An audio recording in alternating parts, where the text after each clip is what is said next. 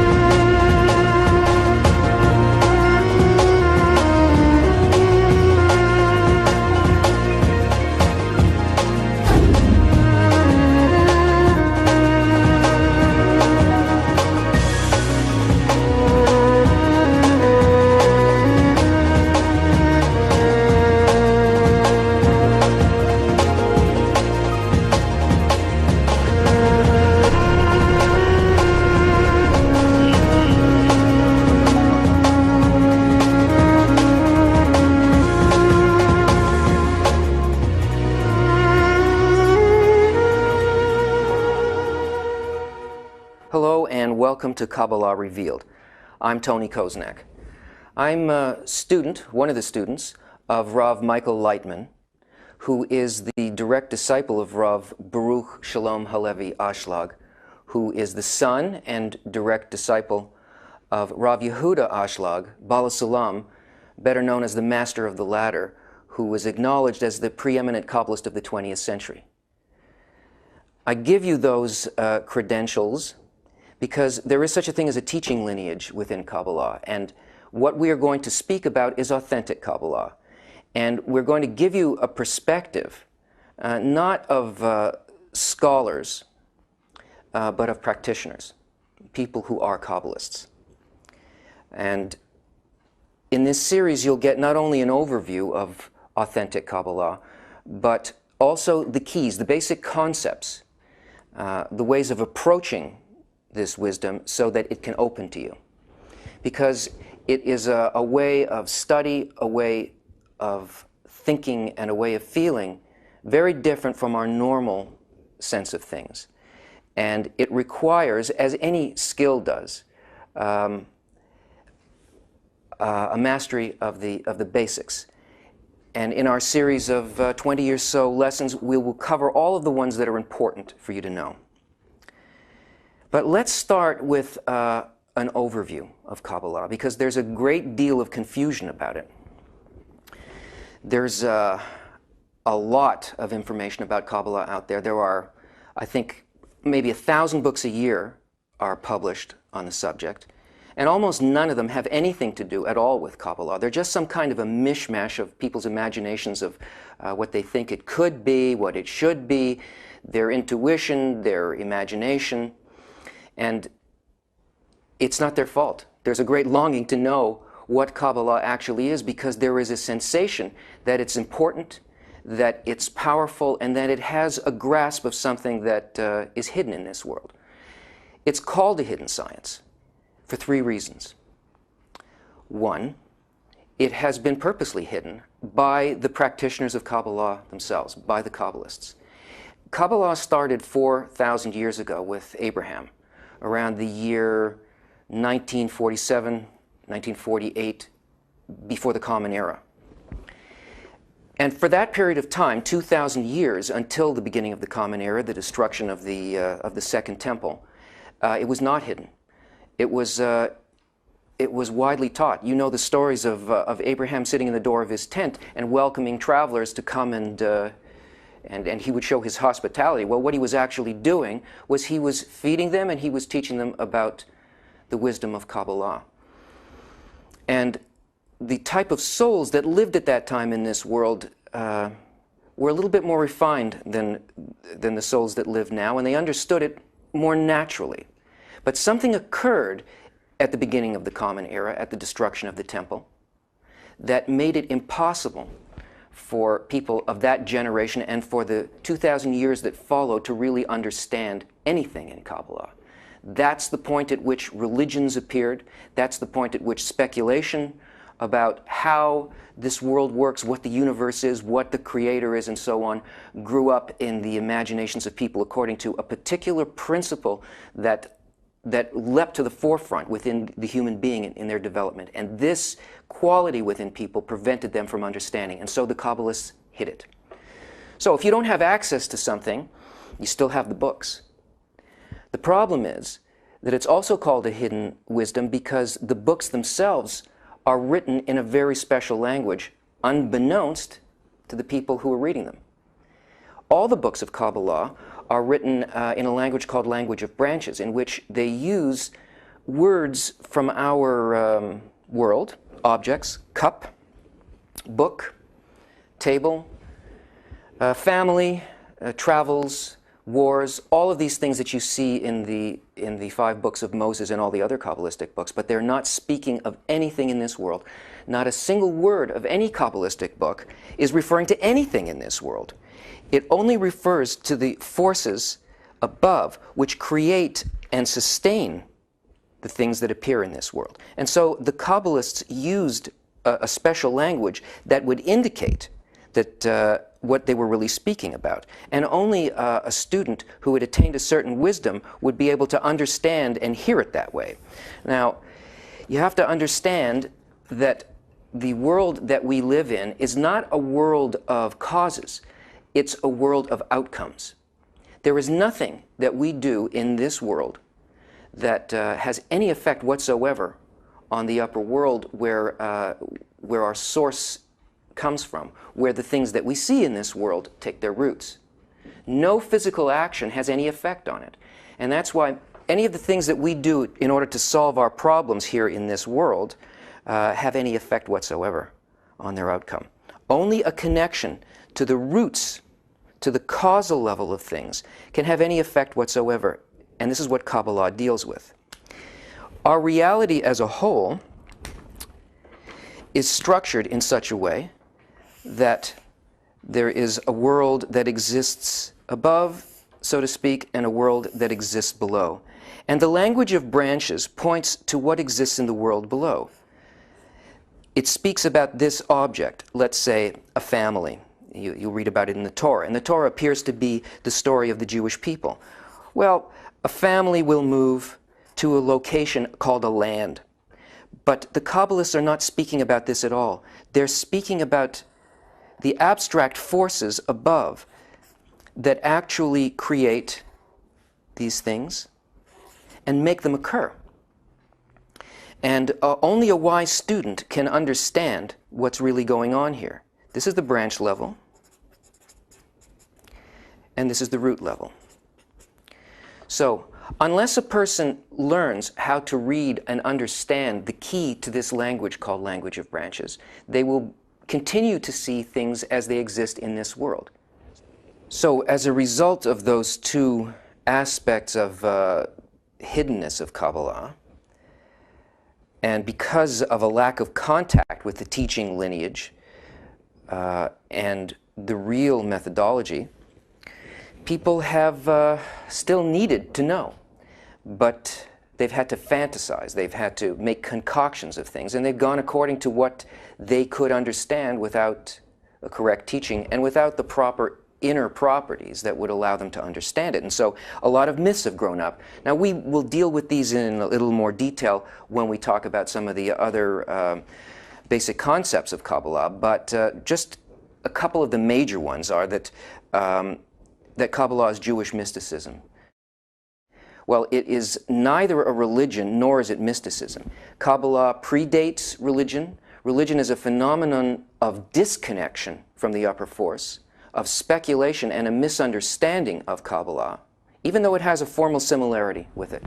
Because the Kabbalists created halacha, they created the books that we study and consider to be holy books, and our traditions and so on come from them, but the purpose, the meaning of them, what the books are actually written for and what they speak about, we are not very well in touch with these things. So the relationship with Judaism is like Kabbalah and amnesia. Now, as far as mysticism goes, Kabbalah is a science. It is not a mysticism. It's a way of making a direct connection with things that seem to us magical and unfathomable only because we, in our current state of awareness, don't understand how they work. And it's the same as if you brought a lighter to some tribe that lived on a desert island that had never seen any technology at all. You would be the god of fire, some mystical creature that can produce fire out of your hand. I mean, it's simply a matter of what is hidden and what is revealed. That it's magic. Well, magic implies the using of hidden upper forces in order to manipulate people to get what you want and to cause certain outcomes for your benefit or against other people and so on. But it's impossible to make any contact with the upper forces at all unless a person changes their moral inner nature. The attainment within Kabbalah is a matter of inner transformation, and it is impossible to be in contact with the forces without that. So this simply has nothing to do with anything except somebody's vivid imagination. That only a few people are allowed to study Kabbalah, and there are conditions. The conditions being you have to be Jewish. This is not so, because the Kabbalists all along taught people who were not Jewish by birth. Some of the greatest Kabbalists, in fact, were Gentiles, people of other nations. Onkelos, Rabbi Akiva. The list goes on, and all Kabbalists took students who were worthy students, but not based on some kind of physical attribute, but on an inner attribute that is called Yehud or Yehud. And we'll explain that later.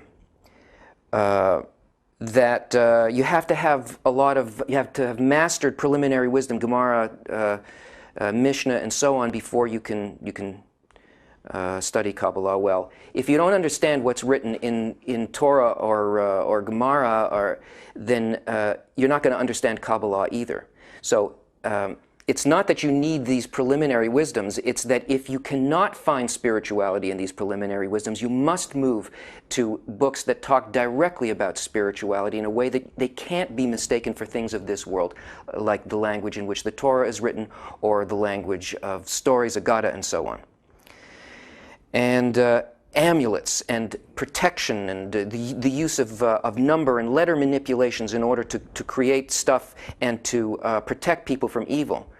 Well, this is the complete and total opposite of what Kabbalah deals with. In fact, it's completely forbidden. It's considered idolatry that one should use the upper forces for some selfish personal reason here. And besides that, there is nothing to be protected from.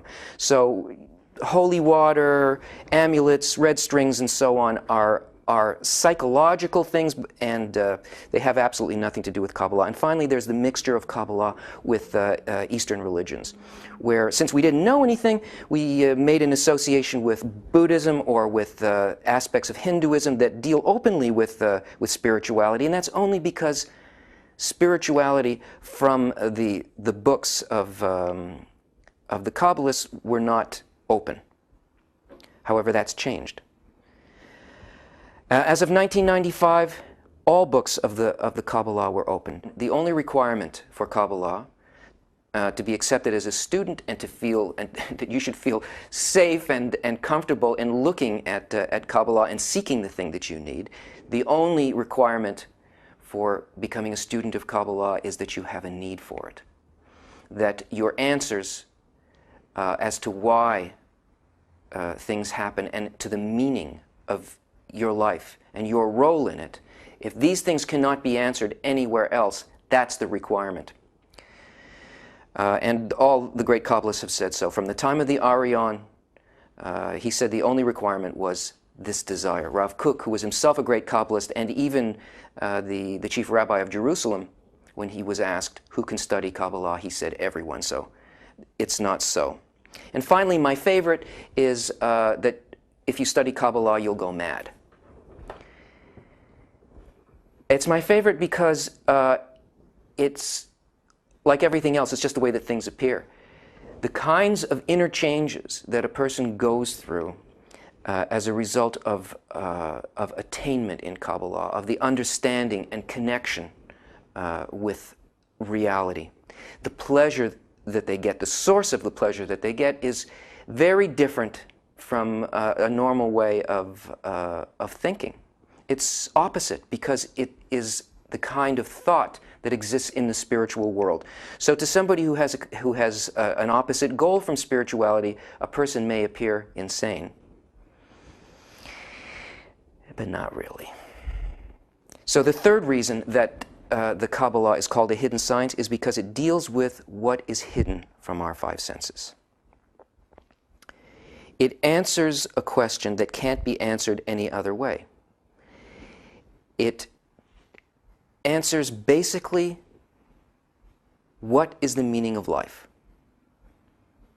And this is a deep and a severe question, because for a person who has this question, who cannot find the answer in what their traditions tell them, in what their science tells them, in what art and literature tells them, in what psychology tells them, a person who simply cannot be satisfied with anything but the answer to this question, what is the meaning of my life?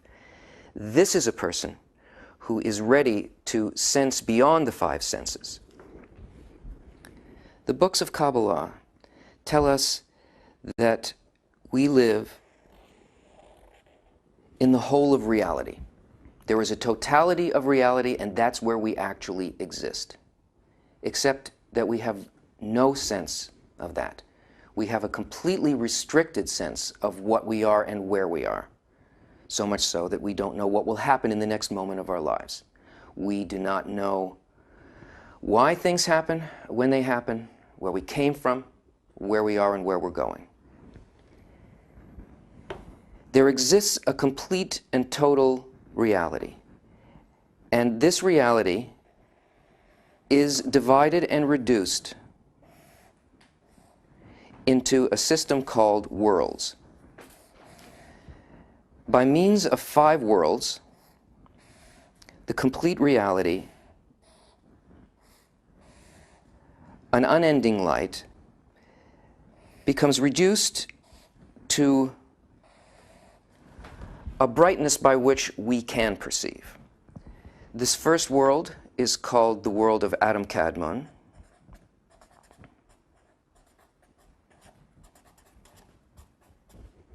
The next world is Atzilut.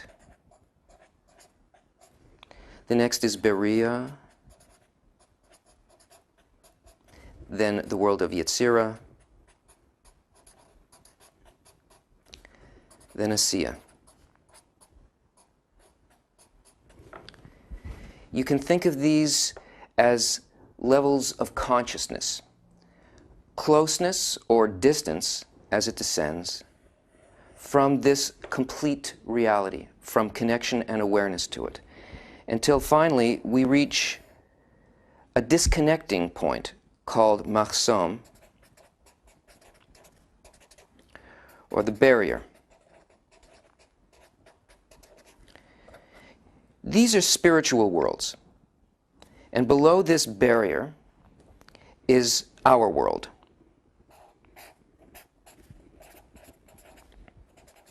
Here we have absolutely no sensation of the spiritual worlds, of the place that we actually live and where we came from. Here we have limited sensations that are called corporal or physical.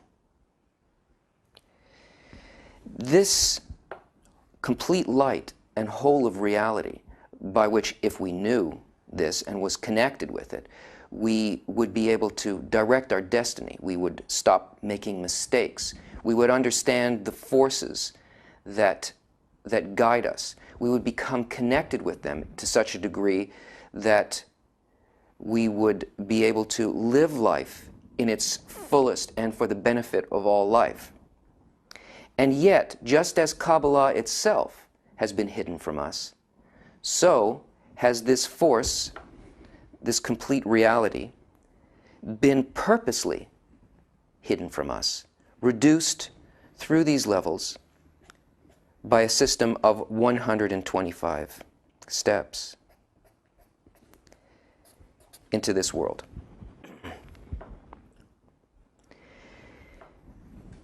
What Kabbalah is meant for is to allow a person to trace their steps from descent into this world back through 125 steps all the way to our root in the spiritual world, our source and connection with the total of reality. But in order for us to be able to achieve that, this benevolent force, which we call the Creator, has purposely created a system for us. In other words, this map of creation is not the end of creation, it's the halfway point. It's a process by which we descended from our roots in the spiritual world to the state that we're in now in order to fulfill the plan of the creation itself, in order to rejoin this total of reality.